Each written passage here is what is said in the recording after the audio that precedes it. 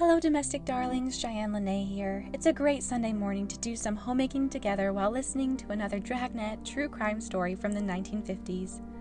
I'll guide you through our morning cleaning routine step by step as we listen, and we'll tackle it all together. As you listen to the first part of the story, I want you to strip the beds of all the sheets and air the comforters or duvets.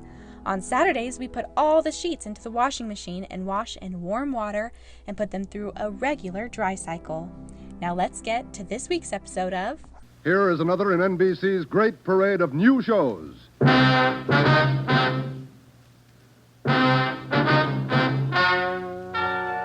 Ladies and gentlemen, the story you are about to hear is true.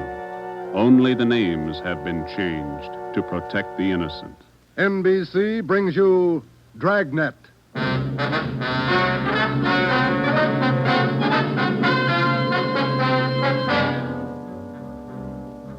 You're a detective sergeant. You're assigned to auto theft detail. In 3 months, more than 250 cars have been broken into. Property mounting well into thousands of dollars has been stolen. 2 youthful members of the gang have been apprehended. The all-important brains of the criminal ring, the leaders, are still at large. Your job, get them. Dragnet, the documented drama of an actual crime, investigated and solved by the men who unrelentingly stand watch on the security of your home, your family, and your life. For the next 30 minutes, in cooperation with the Los Angeles Police Department, you will travel step by step on the side of the law through an actual case from official police files. From beginning to end, from crime to punishment, Dragnet is the story of your police force in action. It was Monday, March 2nd. It was cold in Los Angeles. We were working the night shift out of auto theft. My partner's Ben Romero. The boss is Ed Backstrand, chief of detectives. My name's Friday. I was on the way back from the interrogation room, and it was 10:58 p.m. when I got to room 26, chief of detectives' office. Real tough kids, aren't they? Yeah, they won't admit a thing. Now, sit down. Thanks. When'd you pick him up? About 8:30 tonight in the parking lot behind the Star Theater out on Sunset. He was lifting the radio out of a 48 convertible. He's had lots of experience. The report says you picked up a 19-year-old girl with him. She was waiting for the guy in a parked car across the street from the theater. Car was full of loot. The first real break we've had on those auto burglaries in 3 months, and it's no good to us. Well, neither one of them will talk. They won't even admit they know each other. You run makes on them? Just did. We've been questioning the boy for an hour, getting nowhere. What's his name again? Freeman, Stanley Freeman. Oh, yeah. Age 20. Address? Butte, Montana. Down here for a vacation. He doesn't lie very well, Ed. He's never been to Butte, Montana in his life. Knows less about the town than I do. Well, get to him. Right, Ed. Where'd you put the girl? We had a policewoman take her to our office. We can talk to her when we finish with the boy. Well, what's her story? Hasn't any. She won't even open her mouth. 19 years old, probably needs a good spanking. Now get him to talk. Right.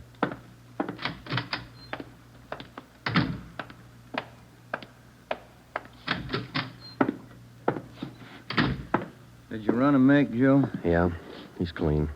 Get wise, huh, Flatfoot? Look, you're in a bad spot, son. That kind of talk isn't going to help. Says you. We caught you red-handed trying to steal a radio that didn't belong to you from a car it didn't belong to you. Is that right? That's enough to send you to San Quentin, boy. You better give us the story. Shut up. We got all the evidence we need for him. Maybe you don't realize how serious this is. We've had more than 250 car burglaries in this city in the past 3 months. Over $200,000 worth of property's been stolen. That's a lot of money. So what? So you're the number one suspect, young fella. Your method of operation in breaking into that car tonight is the same used in most of the other burglaries. That means you're not going to be tried just for this job tonight. What are you getting at, Flatfoot? Listen, son. In the state of California, breaking into a locked car is a felony. You can go to state penitentiary for that. And we're going to file a complaint of burglary with the district attorney in the morning. You say you're from Butte, Montana. All right, I don't believe you, but we'll make sure. Ben, go down to our office and call the news photographers. Stanley here is going to have his picture on the front page of every newspaper in Los Angeles tomorrow. Right, Joe? No. You can't. I won't let you. I got my rights. What's the matter, youngster? Everybody wants his picture in the paper. Yeah, well, I don't. I won't let him. We got your picture already, Freeman, remember? They took it when they fingerprinted you. You can't use it. You can't. I'll get a lawyer. Reporters will be over in a couple of minutes. We have to give them your story and your picture, too. This one. You won't. You won't. Give it to me. All right. Give it to me. All right, Freeman, get your hands off him. Now sit down. All right. Now let's have it straight. It's time for our next homemaking task. As we listen to the next part of the show, let's tackle the next task that's always out to trip us homemakers up, the dishes. We're going to unload the dishwasher and fill one side of the sink or dishwashing tub with very hot soapy water.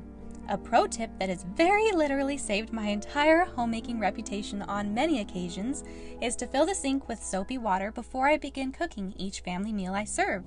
For me, that's usually breakfast and dinner. Let's get to it.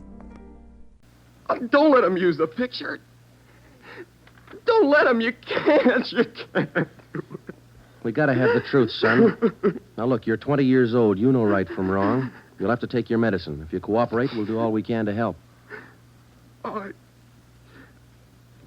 I live out in the Wilshire district. All I wanted was a little extra money. We didn't take much. We didn't think it was so wrong. It was stealing, Freeman. You know that's wrong. Where do you live out there? Piper Avenue. 821 Piper. You won't give him my picture. You live there with your family? Yeah, my mother. Father's dead. Promise me you won't give him the picture. My mother, she'd see it. Promise me. You're working with a gang on those auto burglaries. We know that. Now, who are they? Where are they? And what's the setup? I can't. They'd get me for it. Who'd get you? I can't tell you. I can't. Who's your girlfriend, Stanley? The one you were with tonight? Joanne Miller. Where does she live? Piper Avenue, same as me. Lives on the same block, 866. Is that her home? She live there with her folks? Yeah. Mother and father. They work. And you got her into this. Isn't that the story she gave us, Ben? I did not. I didn't. It was her. She said a bunch of kids were doing it. It was quick money, something to do at night. She started it. All right, Romero. I'll go see the girl. You stay here with Freeman. All right, Joe. Just stay put in that chair for him.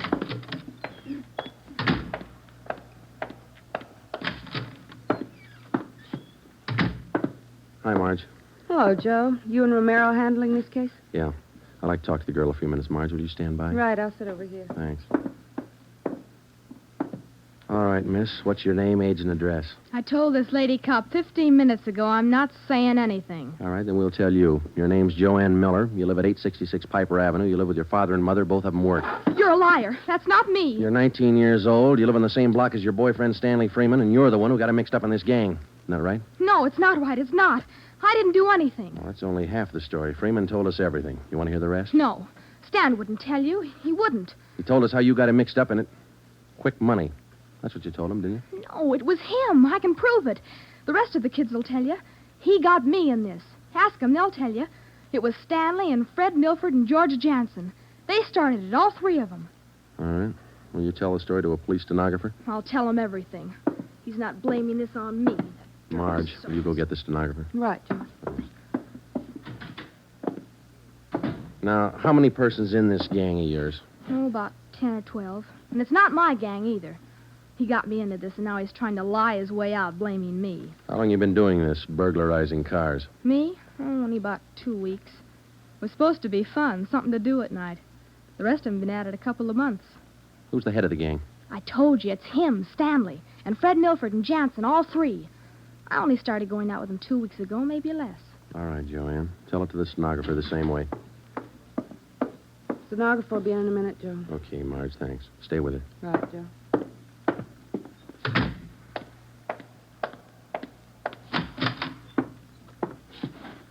Just about a closed case, Ben. Girl gave us a full confession. She didn't. Oh, you're not tricking me again. She didn't. She told us you're one of the leaders of the gang, Stanley. Said you got her into all this. The other two are George Jansen and Fred Milford. About a dozen kids in the gang, all of them about your age. Isn't that right? She's lying, can't you tell? She's lying. She got me into the gang. Well, she did. She's Milford's girlfriend. Ask her. Oh, she can't lie out of that one. She got me into it. I can prove it. Who's the real leader of the gang? Milford, he started it. He organized the whole thing. He collects the stuff we get, and he delivers it. Jansen helps him do it. What do you mean he delivers the stuff? Where does he deliver it? Somewhere in Dogtown, I think. Down around South Main, near the railroad yards. Who's it delivered to? I don't know exactly. I heard Jansen mention the name once. Myra, he said. It's supposed to be a big secret. Myra, that's all I remember. Where does Jansen and Milford live? Jansen rooms down on East Flower. 1042, I think. It's a rooming house. And Milford lives 2 blocks over from me on Quincy. 234 Quincy. He lives with his grandmother. Got that, Ben? Right. All right, let's pick up Milford and Jansen.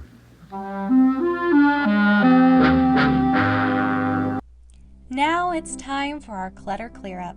It's surprising how much less overwhelming clutter can be when it's gathered up from everywhere and put in one spot. So I want you to grab a big laundry basket or rolling cart, and you're going to go around the house and pick up all of the clutter and place it in the box. Any dirty dishes you find can be placed right into the soapy water in our sink from the last step. If there's an overwhelming amount of clutter, don't fret. You can focus on just the clutter in one room or area. Once the clutter is in a basket, you can put the items in their proper homes throughout the day if you run out of time.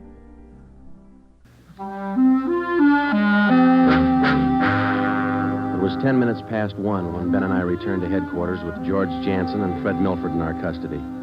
In Jansen's room at 1042 East Flower Street, we found 2 fur coats, a box full of new car accessories, an S&W 38 revolver, and a .45 automatic.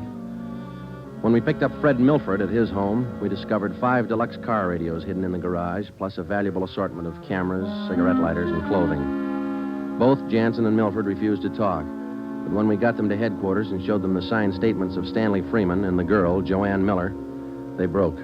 Milford, where else did you and your gang operate besides the Wilshire district? No place, only out there, that's all. Same type of car burglaries have been committed all over the city. You telling us your gang didn't have a hand in them? It's the truth. Our territory was Wilshire district. We didn't go outside. You mean some other gang's responsible? I don't know. All I know is we didn't have any part of them. Is there another gang, Milford? Maybe, I don't know. You find out. It's none of my business. It is your business, Milford. You admit you and your gang committed 55 jobs in the past 3.5 months. That leaves about 200 jobs to be accounted for. That's right. You figure it out. We have figured it out. I think you and your gang of young thieves pulled every one of those 250 jobs. There isn't any other gang. That's the story the district attorney's going to get. You're crazy. There is. I know there is. Then give us the information and save yourself a lot of trouble. Well, we're not the only ones. That's all I know. Milford, do you know how many years you get for auto burglary? I told you, we're not the only ones. There must be a couple of others besides us. Vince Mahoney, he's got a gang. Where does Mahoney operate? West Hollywood and Beverly. Where's he live? I don't know. Honest, I only met him a couple of times. Where'd you meet him? I don't remember. Where'd you meet him, Milford? Delivery. I met him down at the delivery place a couple of nights. When you delivered the property you stole from cars, is that right? Yeah. Where was that? Down by the railroad yards. Where? Chavez Street. It's a little alley off East Main. Who'd you deliver the stuff to? I told you, her name's Myra. That's all I know. We meet her and some guy on Tuesday nights. We give them the stuff and they pay us off. Mahoney delivers the same night I do. Do you meet her every Tuesday night? Yeah. You're going to meet her this Tuesday, tomorrow night? I don't know. I guess so. Same place? Yeah. Are you the only one she deals with? Sometimes Joanne, me or Joanne. I know what you're thinking. You want to use me to trap Myra. Well, what's it worth? You know better than that. How about it, Milford? Oh, what else can I do? Give me another cigarette. By 3:30 that morning, the signed statements and confessions were piling up fast. Milford gave us a list of the names and addresses of each member in his gang, and within an hour, they were all under questioning at headquarters.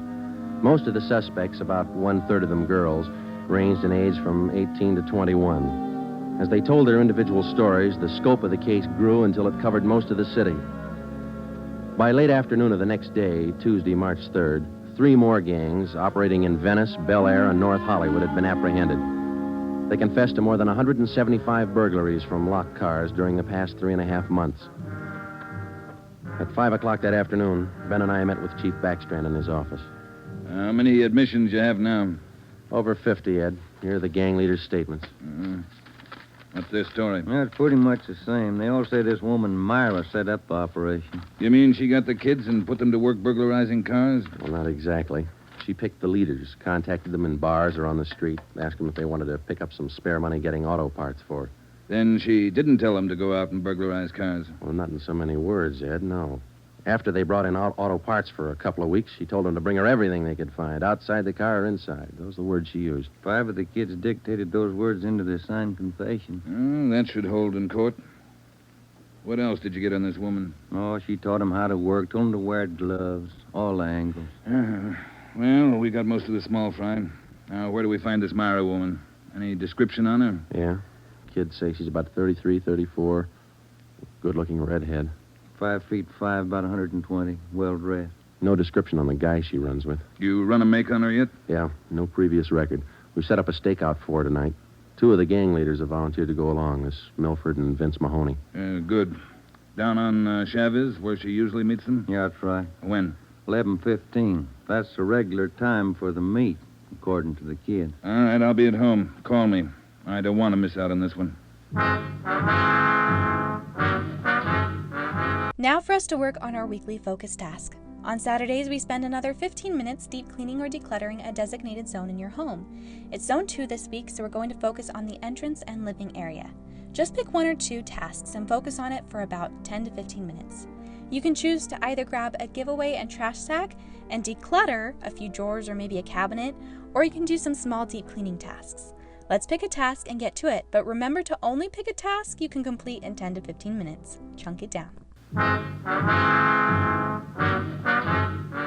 When Ben and I left Ed Backstrand's office, we went home for dinner and a few hours' sleep. At 9:30 p.m., we were back at the office. We met the men in the special detail which Backstrand had assigned for the stakeout that night. We briefed them on their duties, and then we got Fred Milford and Vince Mahoney out of their cells. To avoid any possible suspicion of the presence of a trap, we had Milford's permission to use his car in the stakeout. The car which he had said he had driven to the delivery meetings with the woman Myra at least a dozen times before. We arrived at the stakeout area, Chavez Alley in East Main, at 9:58. The meeting was scheduled for 11:15. The moon was out, but the sky was overcast, and there was a cold wind blowing from the east. Hey, what time you got, Sergeant? About 10. Why, Milford? Getting nervous? No, I'm just wondering. How you cops gonna rig this thing? In just a couple of minutes, we're going to plant you 2 in Milford's car parked up there in the alley. Now, you stay there until Myra shows up. We'll do the rest. Yeah, I know, but what'll we say? Suppose she asks for some stuff. We ain't got any. You won't need any. You won't have much time for talking. Hey, suppose she wises up. Maybe she'll pull a gun. Maybe. Does she carry one? No, never saw her with one. Don't worry, Milford. We'll make sure you're not in danger. She's got an awful temper, that redhead. Got mad at me once when I squawked at the prices she was paying us for radios. What was she paying you, Mahoney? An 8-tube radio, good shape, $7. She got all the gravy and you got all the grief. You're not kidding. Joe? Are you? Yeah, Steve. What do you got? Well, the men are all staked out, Joe. Got the area covered from every angle. All right. You got an extra man to stay in Milford's car? I'll handle that myself. Fine, thanks. Okay. All set, Joe? Yeah. Now, Milford and Mahoney, we're going to put you 2 in your car now. There's going to be an officer with you, so there's no need to be nervous or afraid. You just sit in the car and act natural. When this Myra drives up, don't leave the car. Have her come to you. You got it? Sure. Okay. All right, Joe, let's go.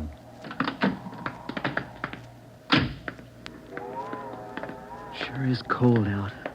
I don't even have a heater in my car. You stole enough of them. Okay, Steve, here they are. All right, boys. Milford, get in first behind the wheel. Okay. Mahoney in the middle. Now I'll sit in the back. We'll be parked in that garage across the street, Steve. Got a perfect view of the alley. Okay, Ben. Check with you later. All right. Mean night, Joe. Yeah, come on.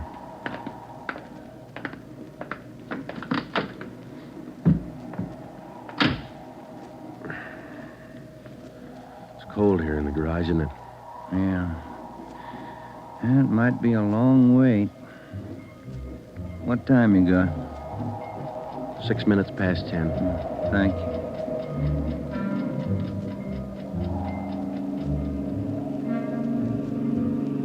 Hey, Joe. What is it? No, it's nothing. Thought that passing car was turning in the alley. Relax. It's early. Lonely place. It's dark. Gets on your nerves.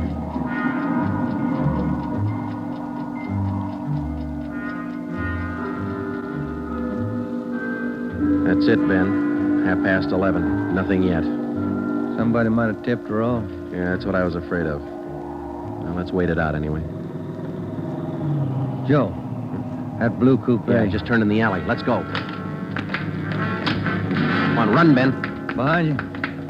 All right, you fella. Quit your fighting. What'd you get, Steve? Here he is. Just drove up in the coupe. Got out and called Milford Mahoney by the first names. He's in on it. What about the girl? No sign. Kid was the only one in the car. All right. Tell the men the stakeout's off for tonight. Have them report back in. We'll take the kid with us. Okay. All right, young fellow, this way. What you cops think you're doing? I ain't done nothing. Look, sport, we heard that from 54 different kids yesterday. We're tired of that line. Come on. When we got back to the office, we took the boy to the interrogation room and questioned him. He gave his name as Matthew Leiter, age 21. He wouldn't break until Vince Mahoney definitely identified him as a member of his car burglary gang and the special favorite of the red-headed woman they called Myra. Then Leiter copped out and told Ben and I that he had talked with Myra as late as 10 o'clock tonight. He told us that she had heard that the police had picked up some of the gang members, and she asked Leiter to drive down to the Chavez Alley meeting place. He was supposed to tell Milford and Mahoney that the weekly delivery date was off until further notice.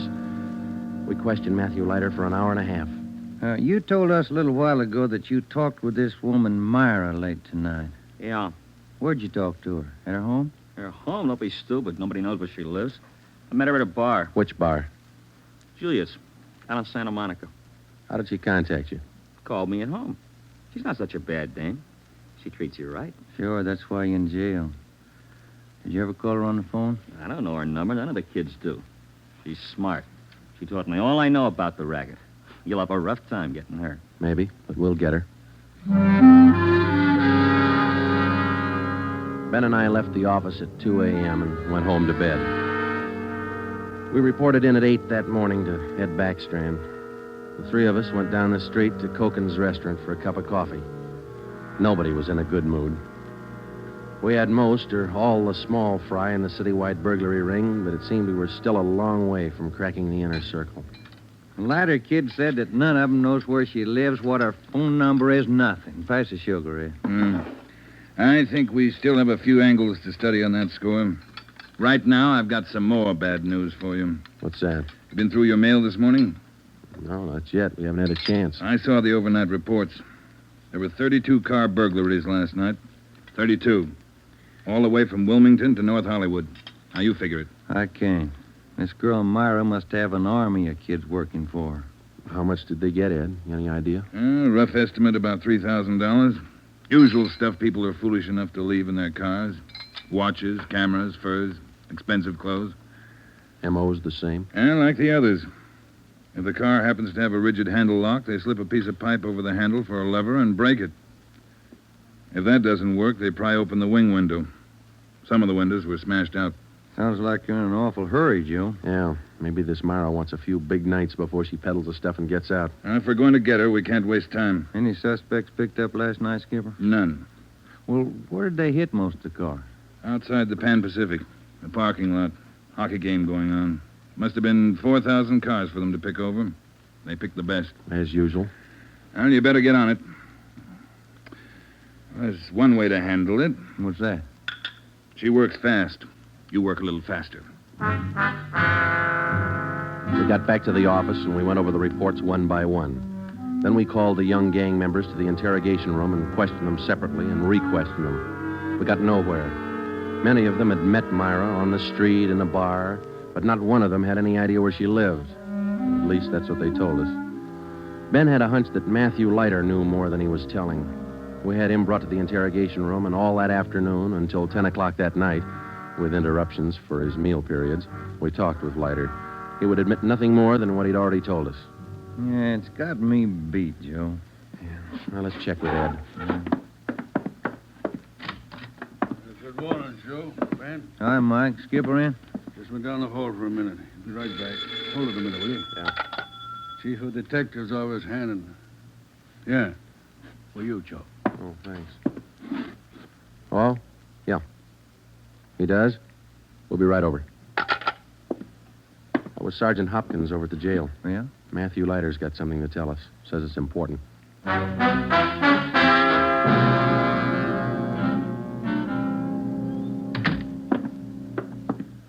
Have a chair here, Leiter. Yeah, thanks. All right. You wanted to see us. I'm getting even with that dame Myra. I'm squaring with you. Yeah? She told me if I was picked up, she'd have me out in a couple of hours. She promised me a lawyer if anything happened. Said she'd get me bail. All right. Where can we find her? I don't know if she's there now, but you can find out at Francisco Motors. Big used car lot. Garage, too. It's out on Melrose past La Cienega. What's the tie-up? That's where she fenced most of the stuff we stole. Some old guy she buddies with runs the place. Big shop in the back. Store a lot of hot stuff there. Barney, Yes, Sergeant? we're through with him. Take him back. We checked with Chief Backstrand, and then we drove out to the Francisco Motor Company. We located it on the corner of Melrose and Geneva Avenue. It was a big layout. Consisted of a large used car lot sign bannering the slogan, Deluxe Auto Accessories, lowest prices in town. Along the back end of the lot, there was a large L-shaped garage. We found the man in charge, and he gave his name as Paul Hackett, the owner of the car lot. In the garage, we found the entrance to a large back storeroom. It was loaded with thousands of dollars worth of auto radios, spotlights, cratefuls of assorted car accessories. Special closets built into the walls of the garage contain racks of fur coats, suits, dresses. Below that, smaller boxes containing watches and cameras, all wrapped in tissue paper. You can save all of us a lot of time and trouble by talking to us now, Mr. Hackett. Where is Myra? I don't know who you're talking about. I don't know what you're talking about. Can you explain what we just found in your garage? I didn't know it was there. I didn't know it was stolen. Well, which is it, Mr. Hackett? Make up your mind. I bought it, but I didn't know it was stolen. You can't prove I did know. I think we can prove it, Mr. Hackett. Some of those stolen car radios stored back there, the serial numbers are filed off, and this workbench here is full of filings. I didn't know. You'll have to do better than that. How does Myra figure in? I don't know. I don't know what you're talking about. It's all right with us, Hackett. We found the stuff and we got you. If we don't find Myra, you'll be doing time for 2 people. Stand still. You can't. You can't do this to me. I don't know anything about it. Come on, Hackett. We're taking you in.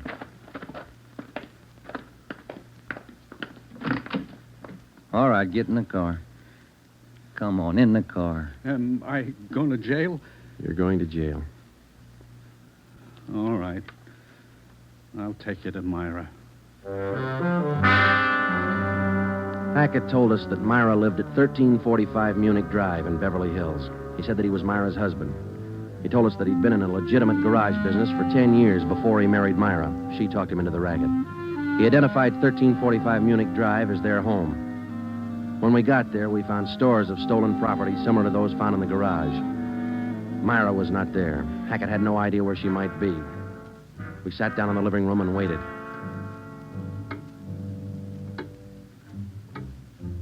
One hour, 2 hours, 3 hours.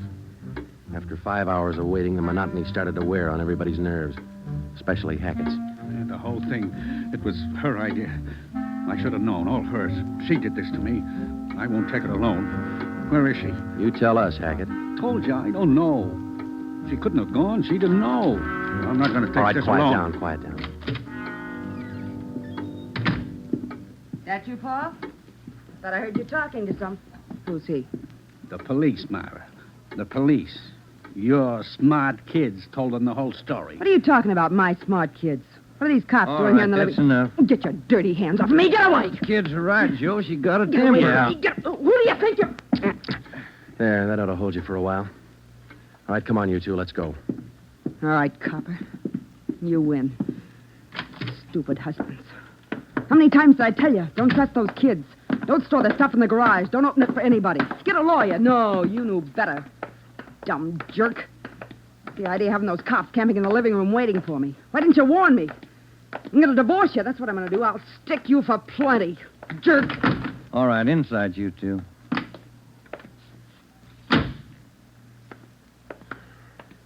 You got a smoke, Ben? Yeah. Here. Thanks. was just thinking. What? Those kids were right.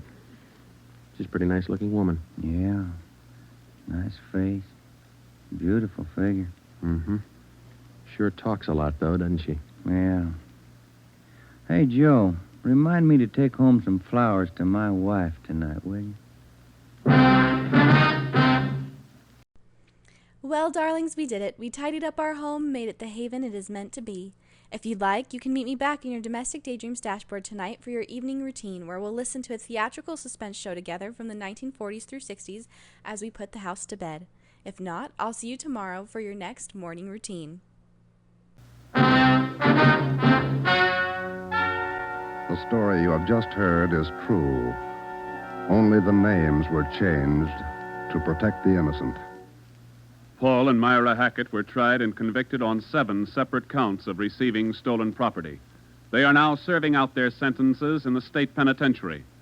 Realizing that most of the young persons involved in the case were influenced by the strong personality of Paul and Myra Hackett, a separate investigation was made into the backgrounds and home life of the young offenders. In most cases, they were found to be basically good, and they were placed on probation and returned to their homes.